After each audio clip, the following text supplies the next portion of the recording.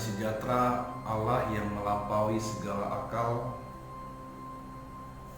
kiranya memelihara hati dan pikiranmu di dalam Kristus Yesus Tuhan kita.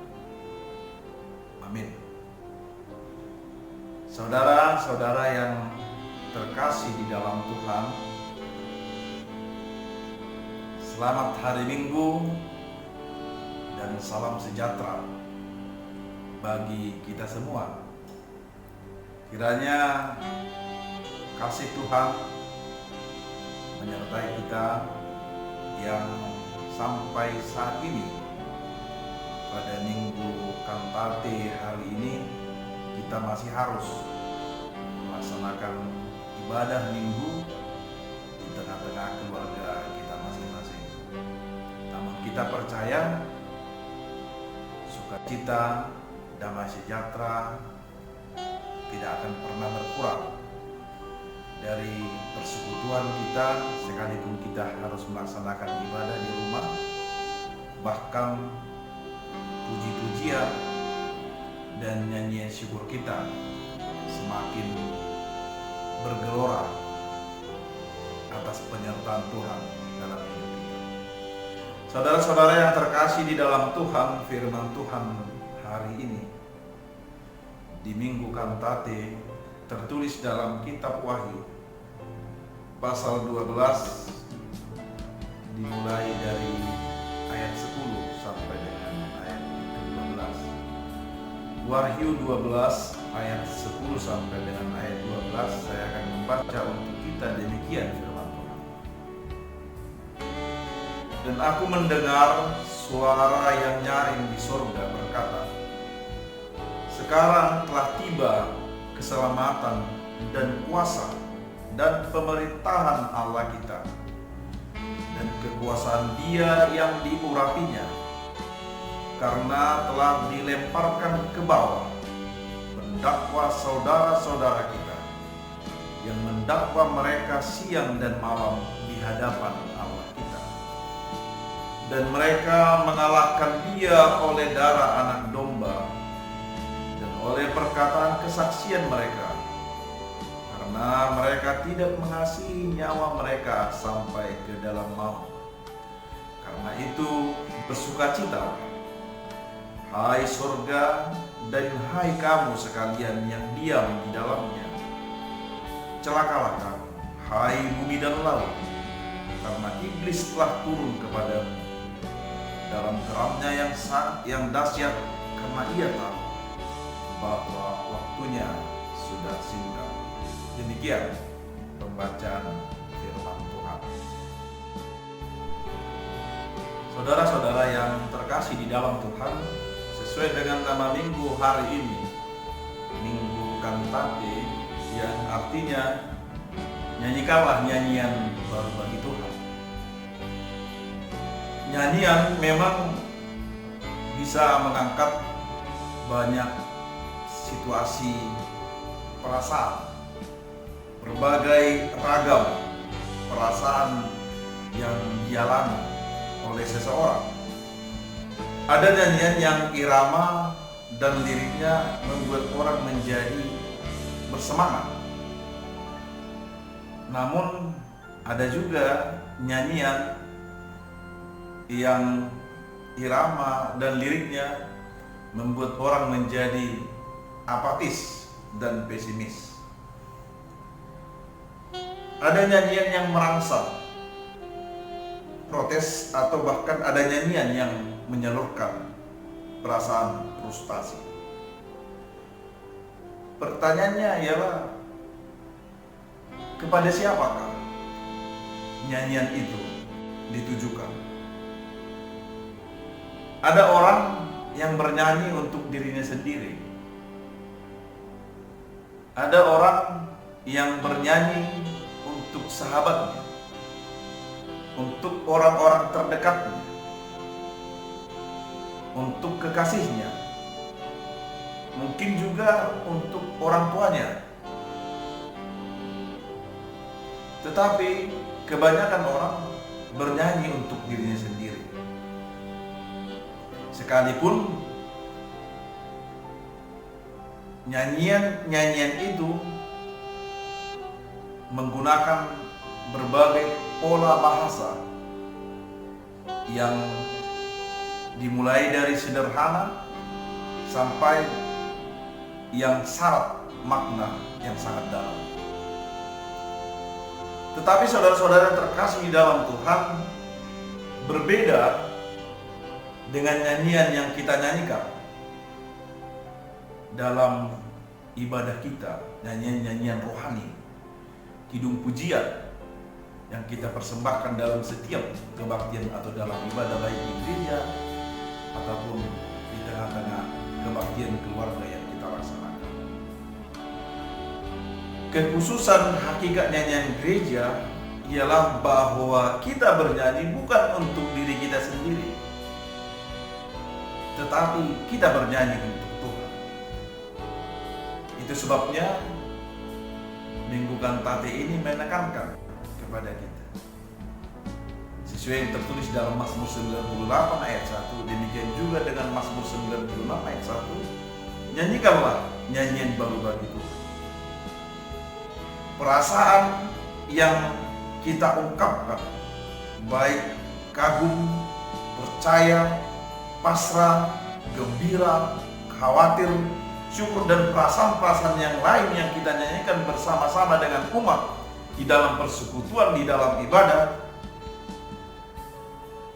semuanya kita tujukan kepada Tuhan. Sekalipun nyanyian-nyanyian kita itu memiliki banyak dimensi, baik itu dalam bentuk penyerahan diri, nyanyian penyesalan dosa, nyanyian pengakuan percaya, nyanyian syukur dan pujian, nyanyian pengagungan, penyembahan, dan lain sebagainya. Karena itu saudara-saudara yang dikasihi Tuhan, perlu kita pahami hakikat nyanyian dalam ibadah ialah bahwa kita bernyanyi bukan untuk diri kita sendiri. Kita bernyanyi bukan untuk teman samping kanan kiri kita. Kita juga bernyanyi bukan untuk pemimpin ibadah, tetapi kita bernyanyi sungguh-sungguh untuk Tuhan sebagai pemilik ibadah yang telah memanggil kita dalam persekutuan kudus di dalam ibadah yang telah diluluskan oleh Tuhan kita.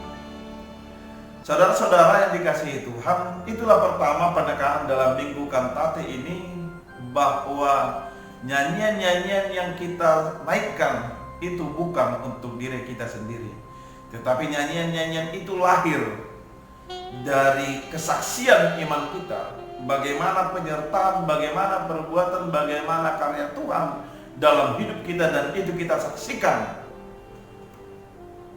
dalam kehidupan iman kita, kehidupan sehari-hari kita setiap saat.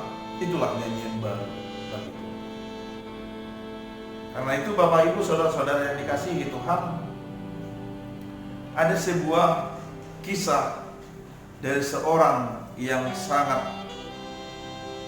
terkenal karena karyanya dalam menciptakan begitu banyak lagu rohani atau lagu pujian, yaitu Fanny J. Crosby, seorang pencipta lagu pujian rohani. Sepanjang usianya mencapai 95 tahun, dia menciptakan sekitar kurang lebih 6.000 lagu pujian. Beberapa di antaranya sangat familiar dan sering kita nyanyikan. Bahkan mungkin beberapa lagu atau nyanyian yang dia ciptakan menjadi nyanyian kesukaan atau kegemaran kita. Nyanyian-nyanyian lagu-lagu yang ia ciptakan bukan saja dikumandangkan di negerinya, di benuanya, tetapi sudah berbagai di seantero dunia dikumandangkan, dinyanyikan oleh orang-orang percaya. Bahkan itu sampai kepada kita di tengah-tengah gereja kita, dan kita pakai sebagai sarana untuk memuji Tuhan lewat nyanyian pujian kita. Beberapa di antaranya lagu pujian yang ia ciptakan baik itu berbentuk lagu pujian, lagu permohonan, lagu pengakuan dosa, dan sebagainya, dapat kita perhatikan dalam buku ND yang ada bagi kita. Misalnya buku ND 443, Tuhan Yesus mengampuni Allah. Aku berbahagia, Kidung Jemaat 392. Selain itu, nyanyian sangat di Jehovah 581 dalam buku ini,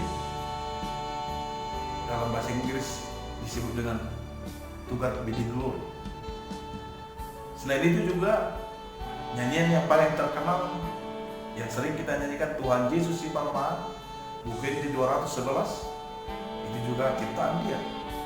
Bahkan sampai buku ini nomor 806, HP Masa di Ngudumon, itu juga menjadi karya banyak nyanyian-nyanyian yang diciptakan sebagai bentuk kesaksian yang begitu berharga, yang begitu besar dia rasakan atas penyertaan dan perbuatan Tuhan.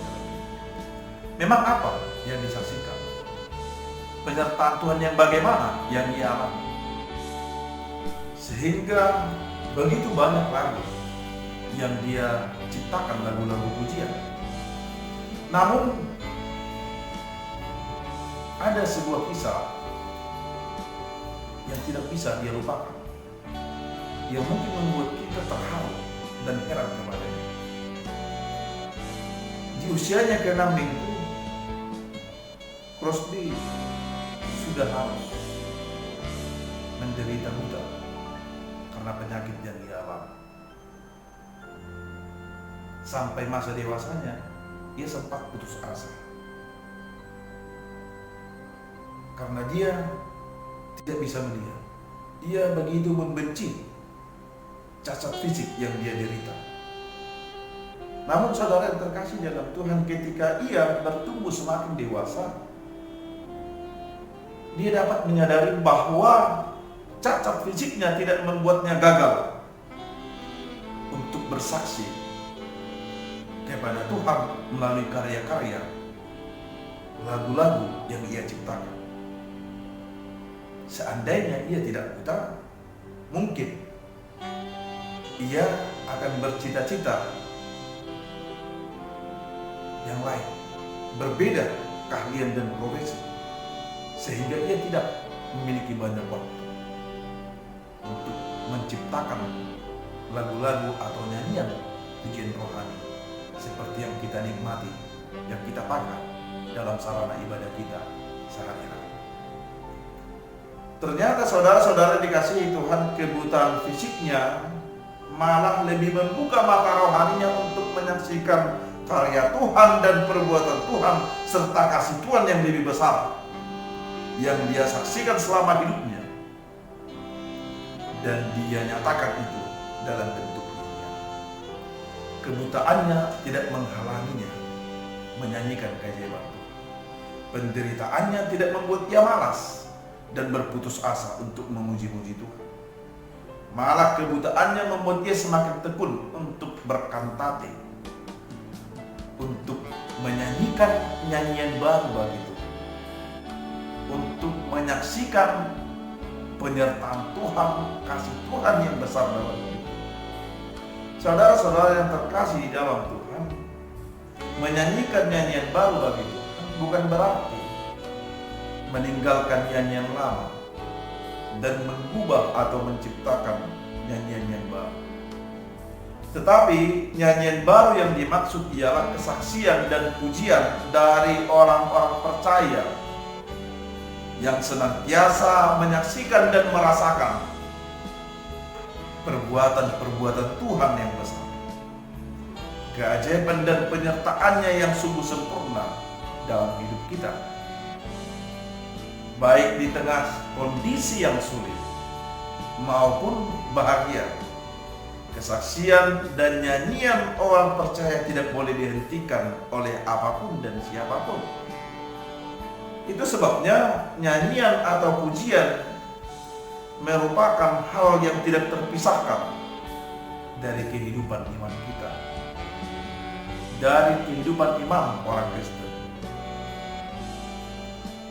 Bukan saja dalam peribadahan di gereja, tetapi dalam ibadah sukacita, ibadah pengucapan syukur, sampai pada ibadah perkabungan atau duka cita. Kita selalu bernyanyi, kita selalu menyaksikan penyertaan Tuhan yang begitu besar. Di masa-masa kita sulit, di saat-saat kita dalam kesusahan, di dalam perkabungan kita, mungkin di dalam kematian keluarga atau sahabat kita, selalu ada nyanyian yang kita naikkan kepada Tuhan untuk menguatkan kita, untuk menghibur saudara kita, untuk menyatakan pengharapan kita akan kasih dan kebesaran Tuhan dalam hidup kita. Bahkan dalam berbagai situasi tertentu, masa menanam, masa memanen atau menuai, dan dalam berbagai situasi kehidupan, orang-orang percaya selalu menyanyikan pujian dan kesaksian kepada Tuhan. Karena itu saudara-saudara dikasihi Tuhan, nyanyian itu, nyanyian rohani itu, nyanyian pujian itu, nyanyian baru itu memiliki makna yang begitu dalam.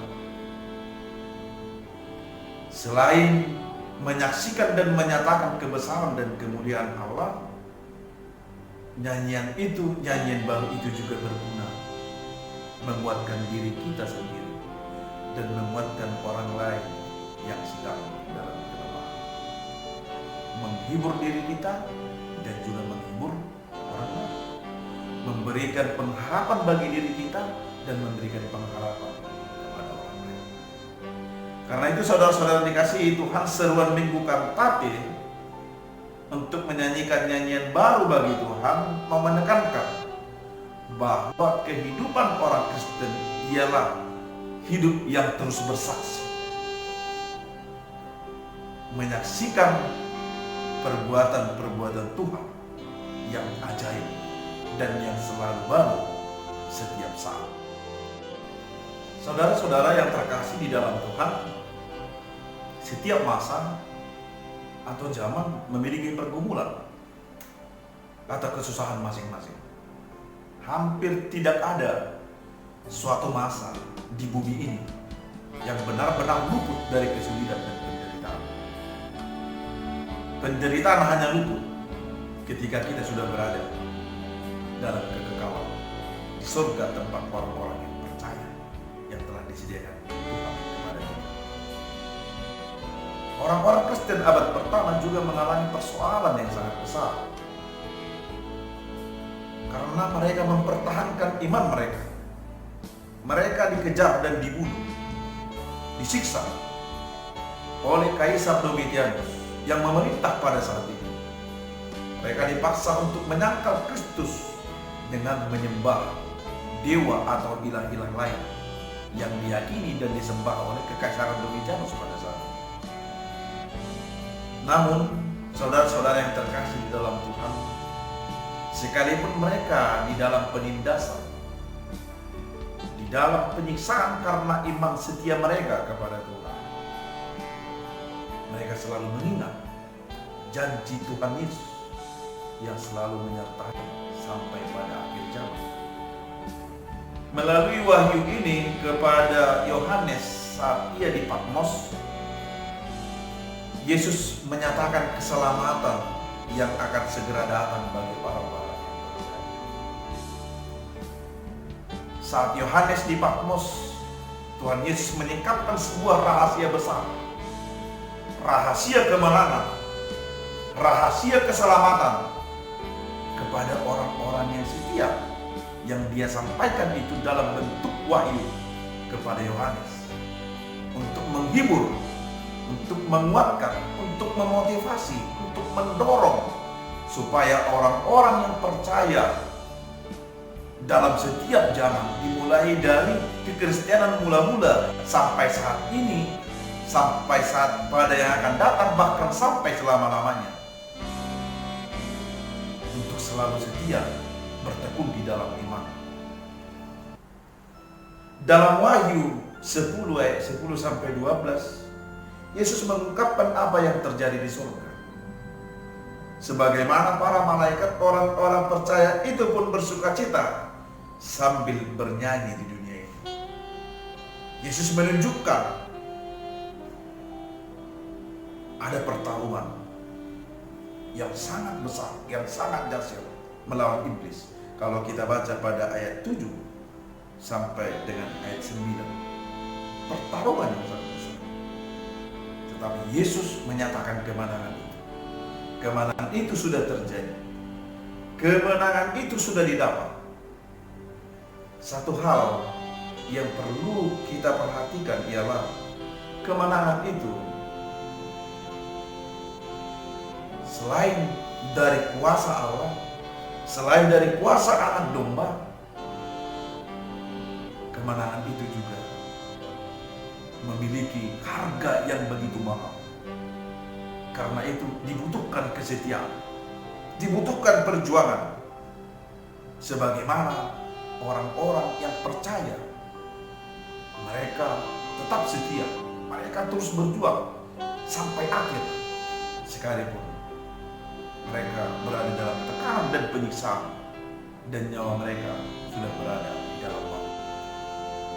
Karena itu Bapak Ibu saudara-saudara dikasihi Tuhan, penekanan pertama dari firman Tuhan hari ini, bagaimana Yesus telah mengungkapkan sebuah rahasia yang sangat besar, rahasia kemenangan dan rahasia keselamatan, sehingga para malaikat dan orang-orang yang sudah dimenangkan bernyanyi memuliakan nama Tuhan Yesus Kristus yang Maha Agung dan Maha Mulia itu.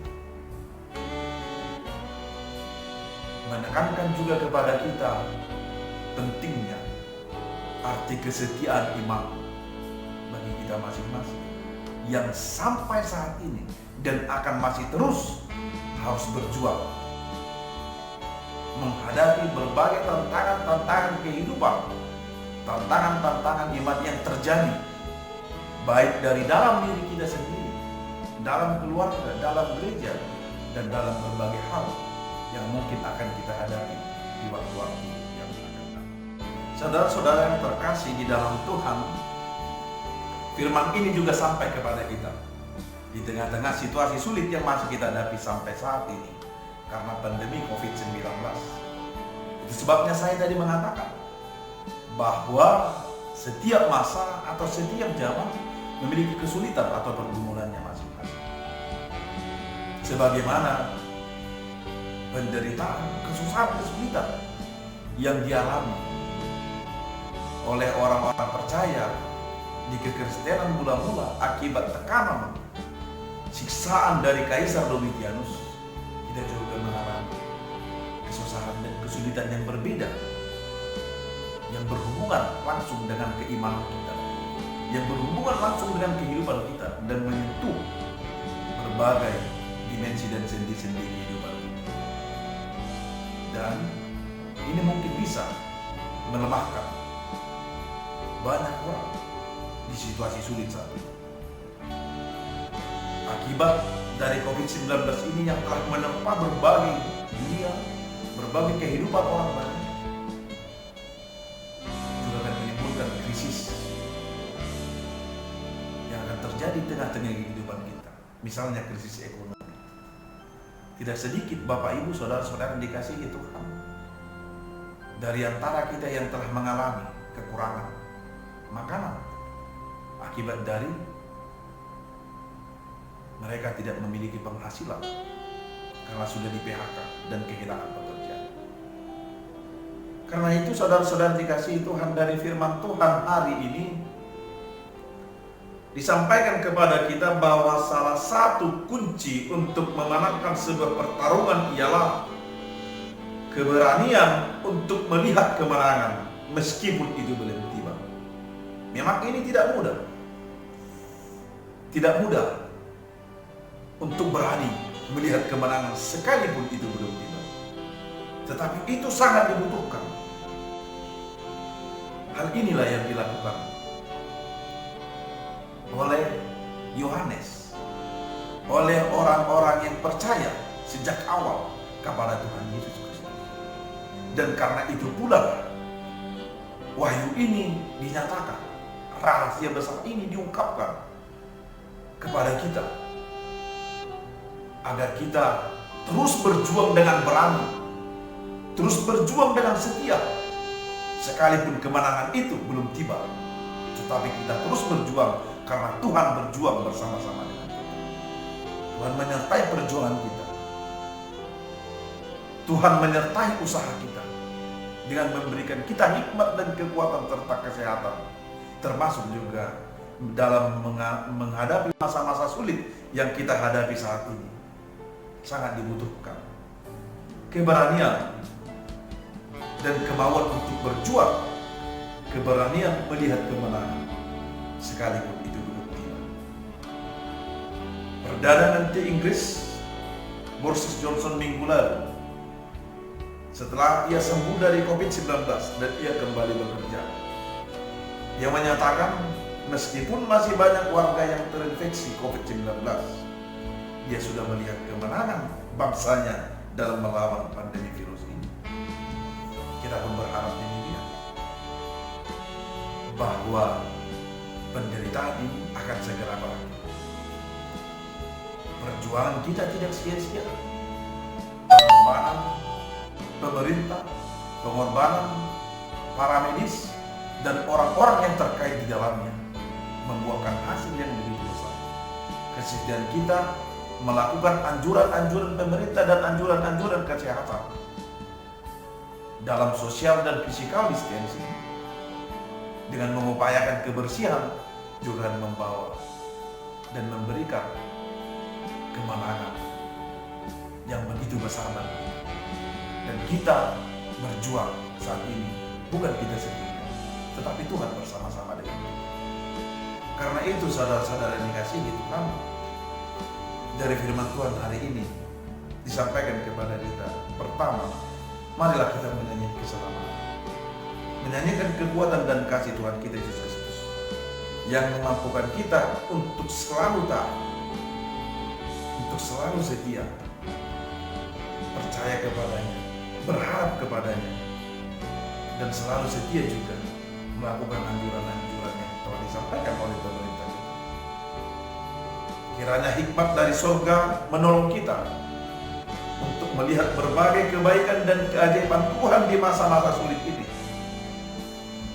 sehingga kita tidak putus asa dan kecewa. Tetapi hikmat yang dari surga memampukan kita melihat kebaikan dan penyertaan Tuhan hingga setiap hari, setiap saat, setiap waktu kita boleh menyaksikan, menyanyikan nyanyian baru bagi Tuhan, karena Ia senantiasa menyertai kita sampai pada kemenangan kita. Pandemi ini tidak akan pernah membuat kita gagal atau berhenti berharap, berhenti berkarya, malah menjadikan kita semakin bertekun, semakin kreatif menyanyikan perbuatan dan penyertaan Tuhan yang ajaib dalam hidup kita.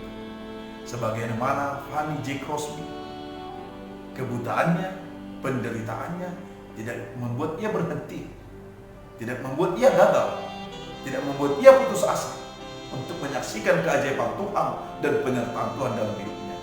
Kiranya kita pun boleh meneladani karya-karya yang ia naikkan kepada Tuhan dalam berbagai langkah-langkah kehidupan kita. Kita pun boleh menyaksikan penyertaan dan kebaikan Tuhan dalam kehidupan kita. Yang kedua, saudara-saudara dikasihi Tuhan, dari firman Tuhan ini, mari kita nyanyikan bahwa kuasa kasih Allah, kuasa darah anak domba akan menyembuhkan teman-teman kita, menyembuhkan orang banyak, menguatkan para medis, dan memberikan hikmat bagi pemerintah kita dan seluruh stakeholder yang ada untuk terus tekun berjuang menghadapi COVID-19 ini. Dan yang ketiga, saudara-saudara dikasihi Tuhan, mari kita hormati, mari kita hargai, mari kita topang seluruh tenaga medis yang berjuang untuk memulihkan para pasien. Tidak sedikit dari mereka harus kehilangan nyawa demi menyelamatkan para korban COVID-19. Dan yang terakhir, saudara-saudara dikasihi Tuhan, tetaplah setia untuk menyanyikan, untuk menyaksikan penyertaan Tuhan dalam hidup kita. Jangan pernah berhenti sedikit pun menyaksikan kebaikan-kebaikan Tuhan dalam hidup kita. Berkatnya selalu baru tiap hari, dan itulah yang akan kita nyanyikan, dan itulah yang akan kita saksikan sekalipun kita berada dalam masa sulit saat ini. Tetapi kita percaya bahwa kasih Tuhan dan penyertaan Tuhan bersama-sama dengan kita, sehingga kita terus percaya, terus berani, dan akan tetap setia sampai pada hari kemenangan. Amin. Tuhan Yesus